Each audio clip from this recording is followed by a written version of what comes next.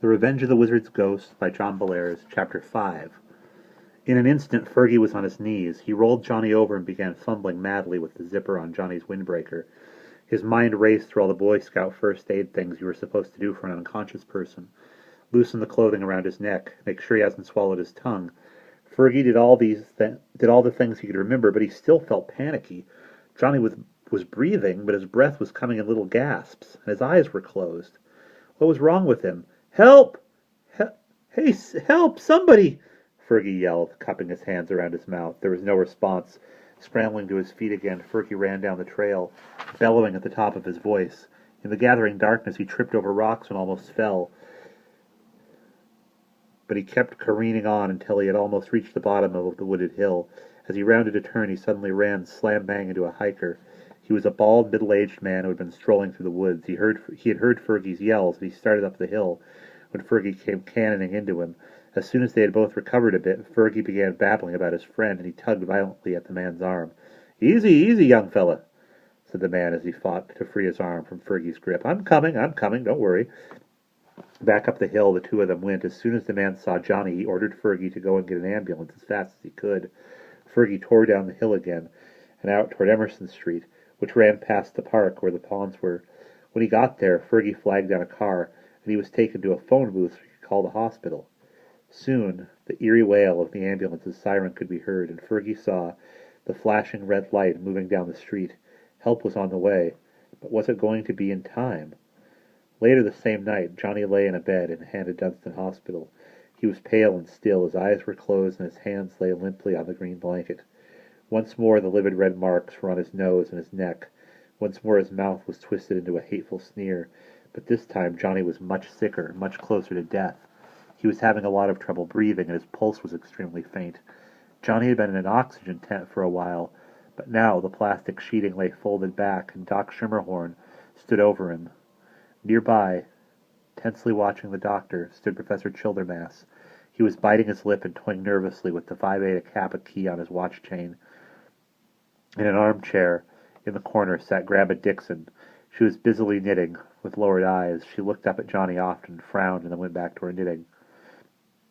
"How is he, Doctor?" asked the professor in a low, tense voice. "He's not good," Doc Schimmerhorn muttered as he lifted Johnny's right eyelid and shone the light of his little black hooded lamp into his eye. "He's in a coma, and for the life of me, I can't figure it out why. There's no reason." "No reason, indeed," grumbled the professor to himself. As he stood there watching the doctor, the professor had to fight down the urge to give him a piece of his mind. Was the old fool so dense that he couldn't see what had happened? The ghost of Warren Windrow had come back again to take possession of Johnny's body. All the signs were there. Couldn't he see that? Then the professor reminded himself that doctors did not believe in black magic or demonic possession.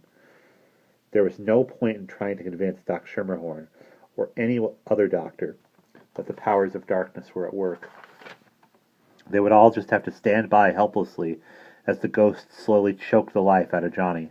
The more he thought, the angrier and more frustrated the professor got, and finally he realized that he couldn't stay there any longer. Abruptly, he turned on his heel and walked out. He marched down the hall to a small smoking lounge and pulled a pack of cigarettes out of his pocket. After fumbling a bit, he managed to light one, and then he began to pace furiously up and down. "I won't. It won't happen. It can't happen. I won't let it happen," he growled the professor as he paced back and forth, spewing smelly smoke into the air.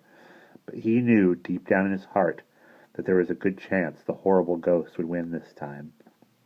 A very good chance. Gloom descended on the professor, and he could feel a spell of weepiness coming on. Angrily, he stabbed out his cigarette in an ashtray and headed for the elevator. When the professor unlocked the front door of his house and stepped inside, it occurred to him that he had never seen the old place looking quite so dismal and empty. He remembered all the chess games and happy conversations he had had with Johnny. He thought about the chocolate cakes that Johnny had helped him bake and eat. "Blast it all anyway!" roared the professor, and he threw his key ring against the wall and watched it bounce back into the middle of the hall rug. The phone began to ring. "It's probably some blubberbrain asking for contributions to something," thought the professor as he picked up the key ring and put it on the shelf in front of the mirror. He had half a mind not to answer the phone, but he could never resist a ringing phone, so he stalked into the dining room and picked up the receiver. "Hello," he said grumpily. Whatever it is, keep it short. I'm very tired and want to go to bed. Good heavens, exclaimed the voice at the other end. Do you always answer your phone that way? It's no wonder you're a bachelor. It was his old friend, Professor Coote. Oh, it's you, Charlie, exclaimed the professor, feeling suddenly very ashamed of himself. Look, I'm sorry to sound so snappish, but it's been a thoroughly rotten evening, and I'm bushed. Something awful has happened. As calmly as he could, the professor explained what had happened to Johnny. He tried to sound optimistic, but he didn't pull any punches. Johnny's life was hanging by a thread. It was only his powerful will to live that was keeping the worst from happening. After the professor had finished, there was a shocked silence at the other end of the line. Finally, Professor Coote found his voice. Lord above, he said mournfully. We were afraid that something like this would happen, but the poor kid, Roderick, I may have a ray of hope for us. It's about time a ray of hope arrived, said the professor. I'll take a nice shiny one, with gilt edges if you don't mind. Have you found out something about the sinister Windrow family? I have indeed, said Professor Coote excitedly. I have turned up some very peculiar clues that may lead us to a pair of magic amulets that have been lost for many centuries, and these talismans could help us in our battle against the spirit of Warren Windrow. Well, come on, Charlie, snapped Professor Childermass impatiently. Tell me what you found out. With a lot of hemming and hawing, Professor Coote began to tell his tale.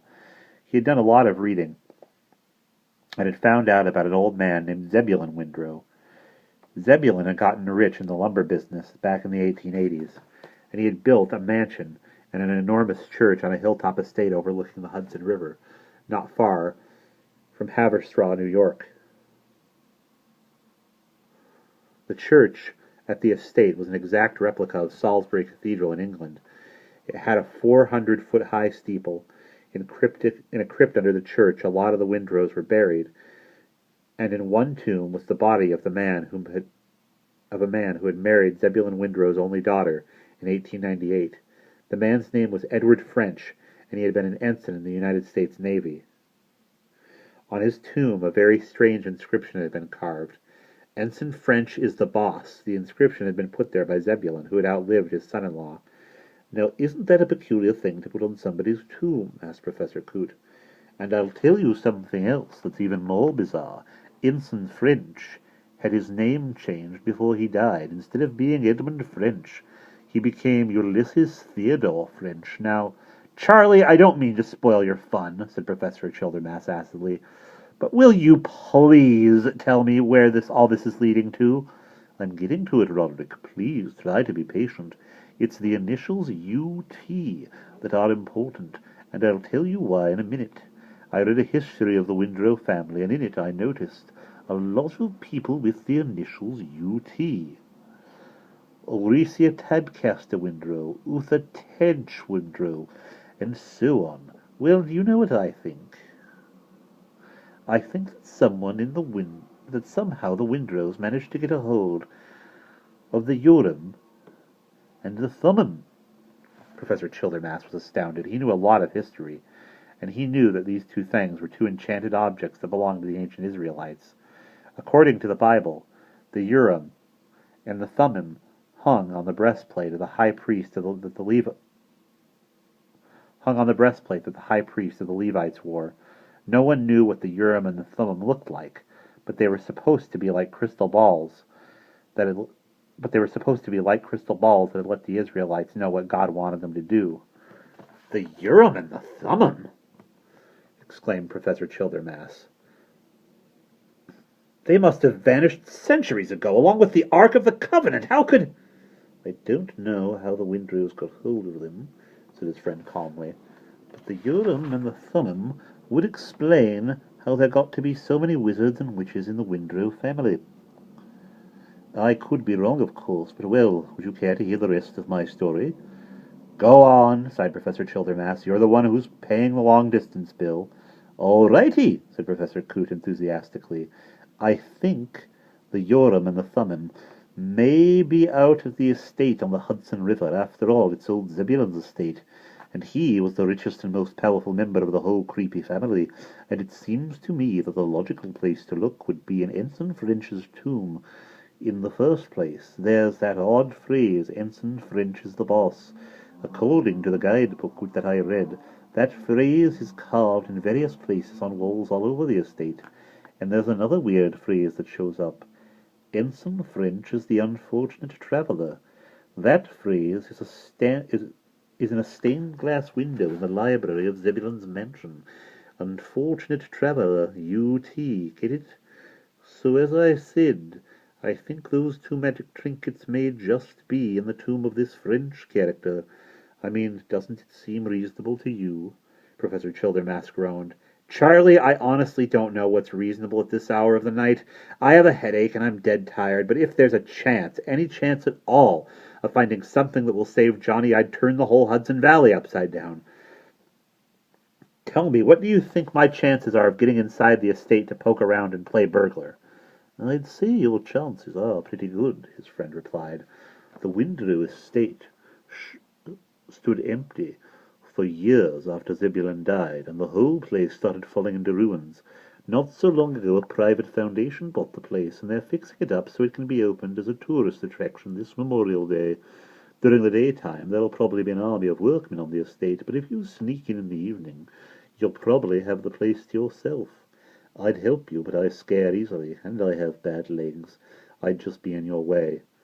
I'm sure you would, I'm sure you would be, said Professor Childermass with a chuckle. But look, Charlie, my head is throbbing and I'm asleep on my feet. Tomorrow I'll start making plans to go to the estate, but before I hang up, I have one little question for you. You say you scare easily. What do you think there'll be at the Windrow estate to be scared of? Who knows, Roderick? Who on earth knows? And with that, Professor Coote hung up. And that's the end of Chapter 5.